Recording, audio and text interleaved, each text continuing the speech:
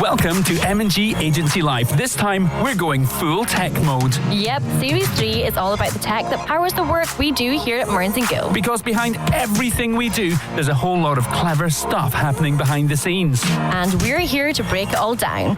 No jargon, no complicated waffle, just clear, practical insight. We'll be chatting SEO and web builds. Video that grabs attention in the first few seconds. Digital retargeting that actually works, and lots more. So, whether you're a business owner, a marketer, or just someone who loves understanding how things work, this series is for you. Let's talk tech. Shall we do this? Oh, heck yes. Hello and welcome back to M&G Agency Life. It's a brand new year and it's a brand new series. Here we are with Series 3. We are indeed. Series 1 was about our services. Then Series 2, we met our clients. And now we're talking tech. We are indeed. And I'm just glad you're back, Aimee. How have you been? It's been a while. I know. So good. Yes. It was great to be here. Great to be here. Back in the studio where we belong. Yep. This time, we're going to be breaking down the tools, tactics and tech behind modern marketing without the jargon, or at least we're going to try. And we're kicking things off with an episode titled, What the is SEO? Yep, because let's be honest, everyone's heard of SEO, but very few people actually know what it means. Full disclosure, myself included. Yeah, likewise. And for that very reason, joining us today is Alex, our digital strategist here at M&G, the person who spends their days trying to keep both clients and Google happy. Alex, hello and welcome. Thanks very much for having me. Oh, yes. Welcome, Alex. So you're fairly new to the business. Why don't you kick things off by giving us the lowdown on you? Okay, well, Everything. everything. We want to know your it all. life story. my philosophical leanings, or You do you. Maybe not that far. I'll try and keep it work related. Yeah. And I'll try to keep it jargon free as best Sure. I can. Okay. Yeah, let's try and do that today. So I've been in and out of agencies for the past 16 years. Started off down in Leeds. A B2C e-commerce agency. There's some jargon for you. Right. Straight off the bat. Already. So yeah, that was mainly for consumer brands. I started out as a copywriter, worked my way up to the point where I was sort of running and managing clients' digital strategies. So that's looking after everything from sort of pay-per-click advertising to social media to SEO. And then about 4 or 5 years ago, I moved up to Aberdeen and suddenly found that I was working predominantly with oil and gas and energy industry clients, which was a bit of a change in base. But doing the same thing, so same tools, same tactics, just slightly different sort of outputs, I guess. And that's where I've been ever since. And then I think I joined Mearns & Gill about 7 or 8 months ago, I think. Yeah, so you're not even that new anymore. No. I said you were new, but yeah, I guess you have been here a little bit. It's been a lot. Yeah, it's been a quick Quite a bit 7 of time. months. So quite interesting. Copywriting's where you started, and that's obviously very relevant to what you do. Right, especially for SEO. SEO is predominantly about producing content for the web. And yeah, it's a useful skill. Okay, SEO. Let's get into this then. Alex, let's start simple, please. In your own words, what actually is SEO? Why is it important? And why do we need it? Right, okay, so there's a simple definition, but it's too simple, right? Okay. So predominantly SEO is about making sure that your website is well optimized, so that's the O in SEO, for search. So everybody uses Google, Edge, things like that, search engines to find things on the internet. You want to make sure that your website pops up for those things, and SEO is all about making sure that that can happen. But I think that's a massive oversimplification. I think We need that, though. That's the level we need, Alex. Yeah, we need that. We need definitely. that, but you can steer us in a more technical direction. That's a missing the wood for the trees sort of definition. So you're popping something into Google. Amy's wanting to get her dog a new groomer. She's typing in things. Dog grooming, dog Aberdeen. groomer near me. Yeah, Yeah. right. That's the kind of stuff we're talking about. Right, and we'll make sure that your dog grooming website pops up and says, "Oh, Amy, come and get your dog groomed here." Yeah, exactly. Right. And that is today's episode done. Yeah. That's all we need to know. Let's dig a bit deeper. Yeah. So I've heard you say before that SEO isn't a magic wand. It's not something you do once to your website. So why is that such a damaging way to think about it? So I think that's like predominantly the way that SEO is sold, right? People will be like, "Oh, if you come with us, we will optimize your website for search, and then you'll get more business magically." But none of that really means anything. Because the question you need to always be asking is, what am I optimizing for, right? So we talked about the dog grooming example is a really good one. Yeah. You want your website to pop up when somebody types dog grooming Aberdeen. You want it to pop up when somebody types dog groomer near me. You don't want it to pop up when somebody types car wash Aberdeen, right? So there are specific keywords that you want your dog grooming salon to pop up for, and they may change over time. They may have varying levels of competitiveness. It's all about sort of understanding what you're trying to do with your website and who you're trying to put it in front of, rather than thinking what technical tweaks can I make to make my website magically better, which is, I think, how a lot of people think about it. Oh, my website's optimized now. And then you say, well, what have you optimized it for? And how have you done that? And they're like, oh, well, I optimized it to perform well in search. And it's like, but which searches? Yeah. So there's a sort of confusion, I think, in the way that people think about SEO as a sort of discrete one and done exercise that makes your business magically better. Yeah, so there's certainly an ongoing piece of work from your side, and we have clients across retail, the education sectors, quite a broad mix. And I've seen you kind of, you're constantly tweaking things, you're monitoring, we're giving clients reports that show really useful data, and that leads to conversations around, well, we could do a little bit more of this or a little bit more of that. Well, and I think looking at it that way as a sort of ongoing experimental process is really important, right? Because you can start out with that dog groomer that we've just talked about. You can start out thinking, well, of course, it's a no-brainer to rank for dog groomer Aberdeen. And you can spend 6 months doing that. And then you can find that actually the kind of traffic that search lands you isn't very good for your business. You want a more upmarket clientele. You want people who search for premium dog groomer Aberdeen, right? These are really bad examples, but you get the gist of it. Yeah. And it's about sort of being able to look at that in the round and say, okay, we've done this work. We've ranked you for these keywords. This is what it's brought your business. Do we want to pivot? Do we want to keep going down that path? So it's ongoing. It's never done. And it's always about sort of reacting to what the data tells you effectively. Okay, so SEO is definitely an ongoing experiment, as you say, Alex, right? Fundamentally, it's also about understanding audience behavior. What does that actually mean in practice then? Yeah, so I think this is the other bit that's really important in the way that people think about SEO. One of the sort of key mistakes is they like to detach it from sort of general marketing theory, I suppose. So without getting too nerdy, the main thing is... Be nerdy. This series is all about the nerds. You have to think about the way that your audience, the specific audience you're trying to talk to, use tools like Facebook, like Google, whenever you're marketing to them, right? Okay. So somebody who runs an oil and gas company uses Google in a very different way to somebody who's searching for a dog groomer, right? Or somebody who's searching for a new car or whatever.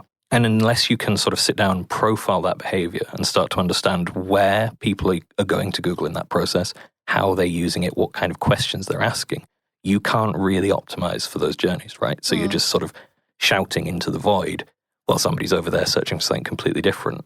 And that's a thing that we see all the time. We'll inherit websites where SEO has been done, but for the wrong keywords, right? So it's often things like we were talking about earlier with the dog groomer, or cars is a really good example where people will sort of, I've got a used car showroom.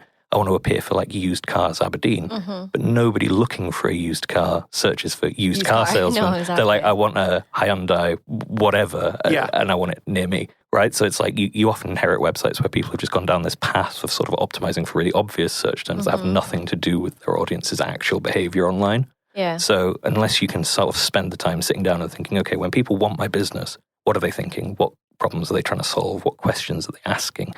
You can't possibly start to optimize for it. And we've spoken before in earlier episodes on the earlier series of this podcast about the discovery session. Everything we do kicks off with a really thorough client discovery. That's where we're going to get all this good information, right? Like audiences, who are your competitors, all of this useful stuff that you need to know, Alex. Yeah, but you also, yes, absolutely. But then you do also have to, I don't know how to say this without sounding like I'm sort of... say it. I'm not being mean to clients here, right? But sometimes they don't actually know either, right? So you can have a really good discovery session and you can be like, who buys your product? What problem are they trying to solve? How do you think they behave? And they'll say, well, I know for a fact that when people are looking for downhole liners for an oil and gas line, it's because they've got a leak somewhere. So they'll go to Google and they'll search like oil and gas pipeline leak solutions.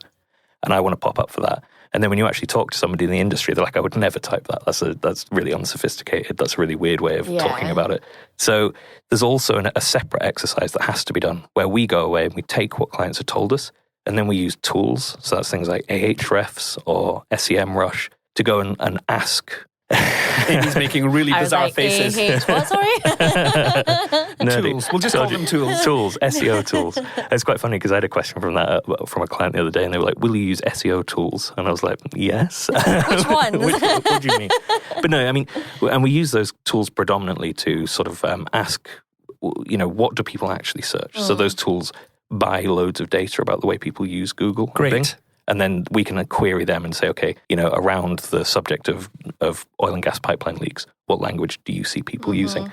And then we can marry that up with what our clients tell us. So this builds a really full picture. Right, exactly. And I guess that helps as well with the other marketing activities, not just SEO. Like if you're getting behind what people are actually searching for and their needs and things, that'll help widely with everything else that they're doing. Yeah, 100%. And the other thing that's often really useful to do in SEO that's often really neglected by very sort of techie agencies that don't like talking to people is actually just getting some customers in the room and sort of doing a little roundtable session saying, right, you are frequently buying dog grooming services. What do you search for? What do you care about? Like, how would you, imagine yourself in this scenario? Yeah. What would you go and type into Google? And that's I think, really the sort of gold, because then you can start to say, okay, well, actually, we know exactly how this audience uses the internet, and now we can craft a journey around that.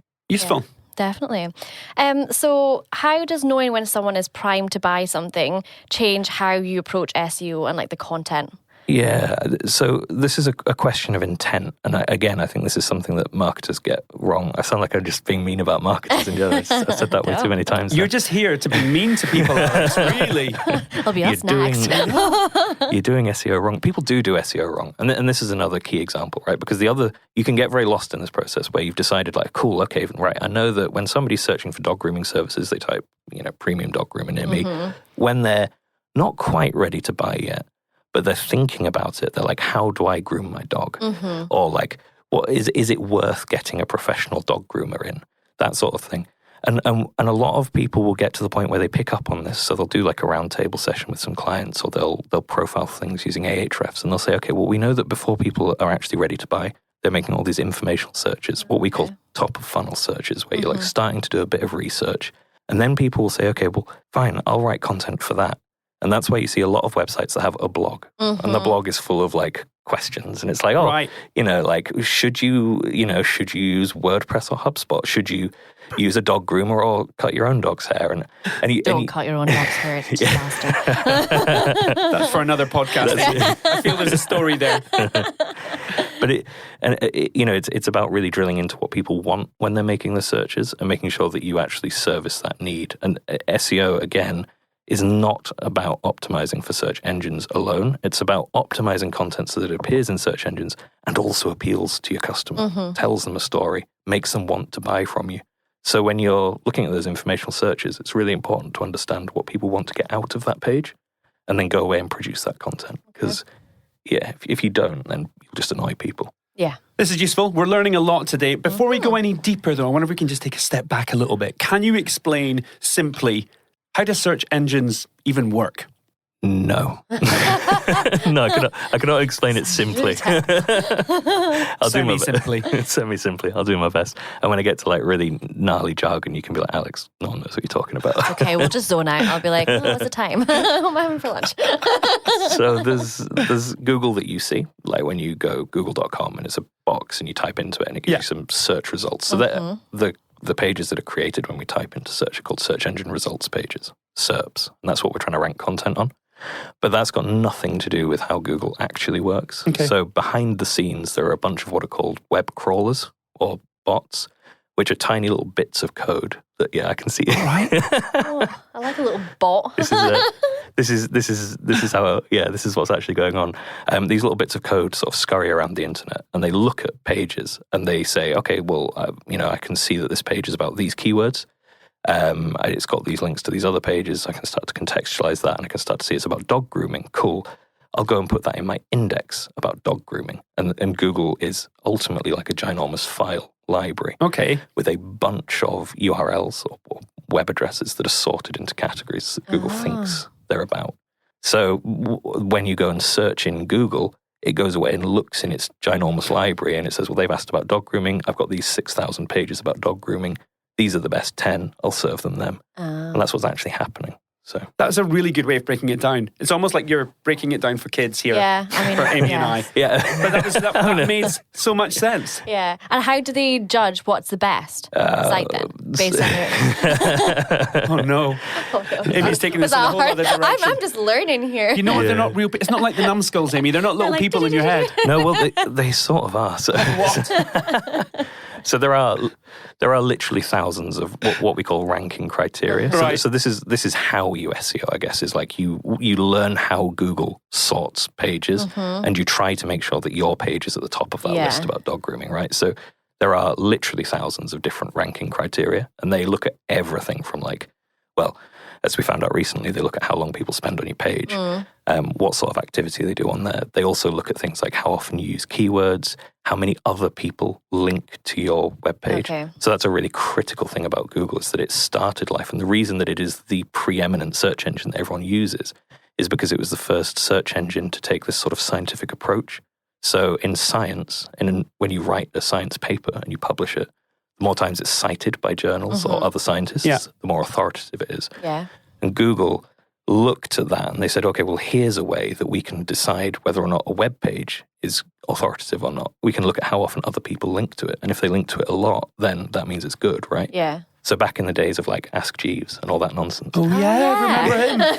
Where did he go? Where's Jeeves? Yahoo, all those really horrible ones. But Google were the only people to be like, okay, well, let's look at this authority matrix idea.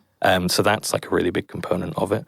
But then they do also, to Pete's point, they do also actually have people who are sat there randomly spot checking websites and saying, okay, the algorithm has served this. Would a person like this page? Yeah.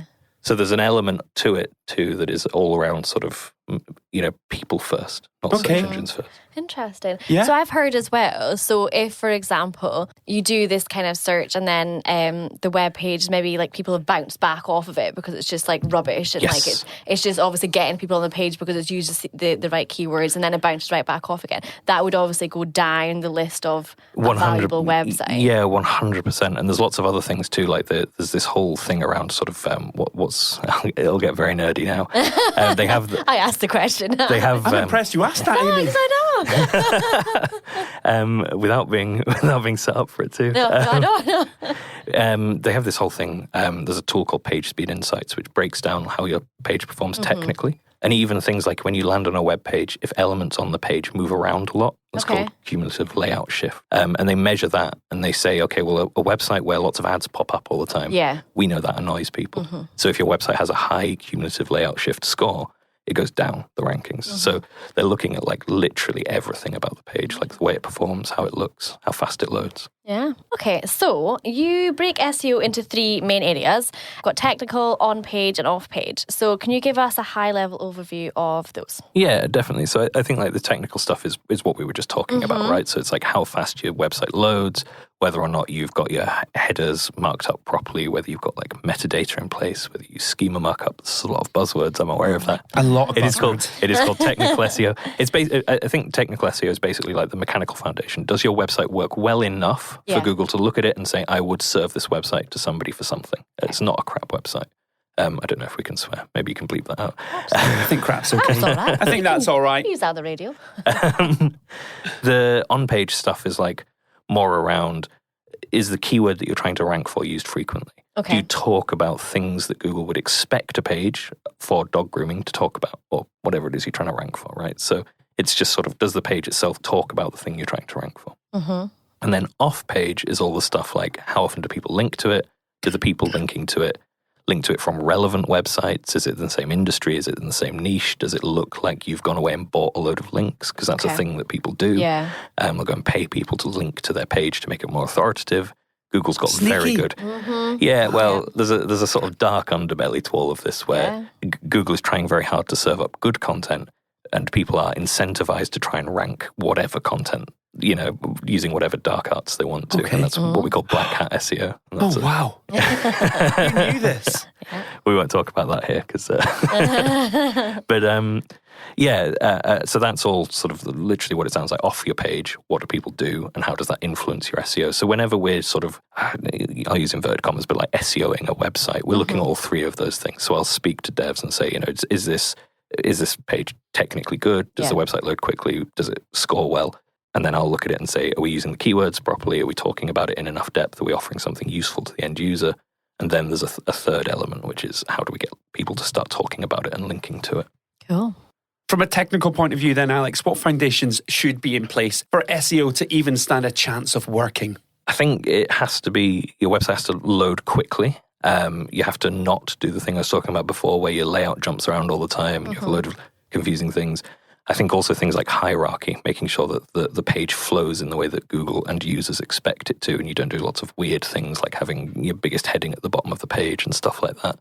Also, that your page isn't sort of burdened by massive images and videos. But I mean, honestly, like you can. There are probably hundreds of things, and we do have like sort of checklists that we use internally and things like that. But I think the general consensus is make your website fun to use, make it nice, make it user friendly, and then it will work well. From your side, Alex, in the best case scenario, should this be done upfront at the point of a web build? Because quite often we'll inherit sites, we'll start maintaining sites that are already existing, and we'll work on SEO. But I presume if we're building a brand new site for a client from the start, we're going to work SEO into the strategy from the get-go. The technical side of it, yeah, absolutely. The strategic side of it, where you're going away and modeling audience behavior and tweaking, I think is harder to do at the beginning than people think. Like a lot of people think, oh, buying a new website, it should be SEO'd.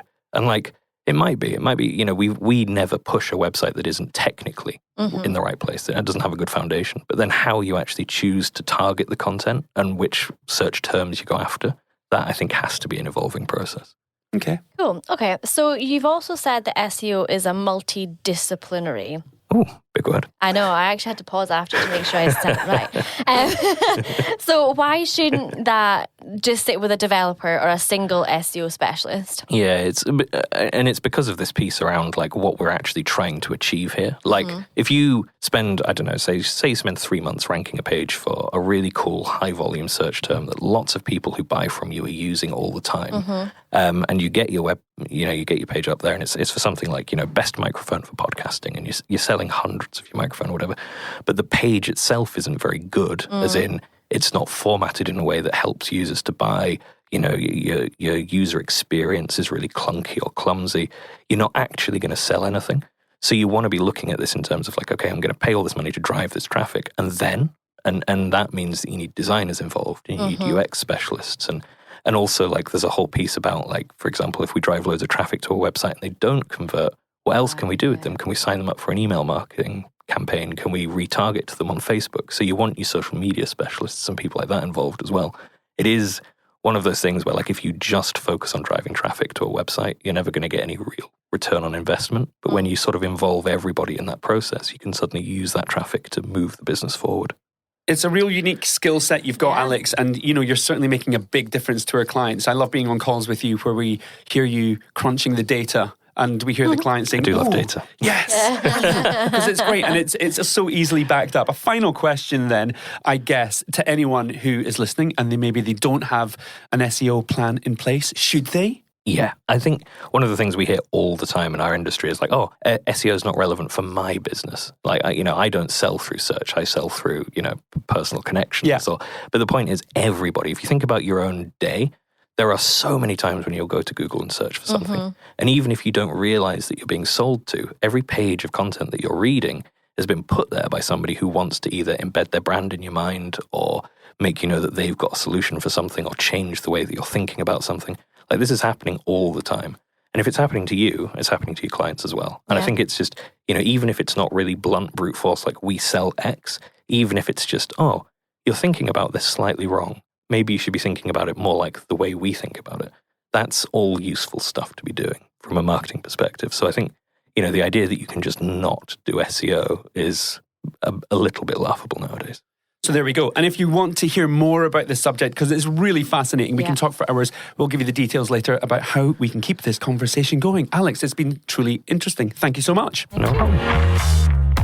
Right then, let's move on to a brand new feature for the podcast. Now, Aimee, in previous series, we know that you've been a little bit cringed at my efforts at previous features and segments on the podcast. I hope that you're going to like this one. Oh dear. It is a brand new feature that we're going to put our guests through, and it is called 404 Answer Not Found.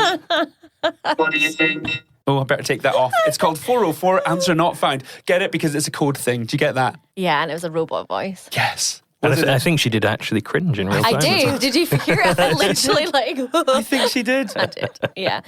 Okay, so this is the quiz where the questions don't make sense, the answers don't matter, and the points absolutely do not exist. They really don't. So Nope. basically, Alex, just say something and we'll just pretend it's correct, right? Let's just get to it. First up then, if Google was a person, what would they wear to work? Or an orange gilet. Something Nice. goofy like that. Okay. Okay, fair. How many SEO experts does it take to change a light bulb? We would never change the light bulb. We'd Google it and then we'd argue about which search result to pick. Love it. If backlinks were animals, which one is at the top of the food chain? Serious answer, BBC. They're the best backlinks you can get. Oh, well, there we go. There we go. All Sorry right. to rain on you. No, that's Funny. fine. No, love it. Great. Dogs. What do you think Google dreams about? Ooh, I don't know, sheep. If Google had a personality flaw, what would it be? Trying to please everyone all the time. Oh, yeah. People pleaser. If SEO had a warning label, what would it say? Runaway, expensive. Useful though, it's important. Useful. If an algorithm update was a movie title, what would it be called? You know when you get those movies and it's like Sharknado 16? Yeah. It's like, so they just keep coming. It's Brilliant. never ending. Endless. If keywords could talk, which one would complain the most? I genuinely don't know for this one. I've got nothing. Brilliant. That's fine. Look, thank you for humouring us. That was the first ever round of 404 Answer Not Found. Thank you, Alex. Well, that was a lot of fun. Right, we'll start to wrap up this episode then. Alex, if people were to remember just one thing about SEO from this episode, what should that be? I think that it's a strategic and evolving exercise. It's not something you do once and walk away from, and that it is ultimately part of a marketing mix and not a sort of solo tactic, I would say. Perfect. So, to quickly recap, SEO isn't just a one-off task. It's about understanding people, not gaming Google, and technical, off-page and off-page all need to work together. So I guess, Alex, if someone's listening right now, is there one simple thing that they can do this week to improve their SEO? This week, call us. It's a very complex exercise, right? But I think if there is one thing and one piece of advice I would give is, start by modelling your audience and understanding how they use search. Great starting point.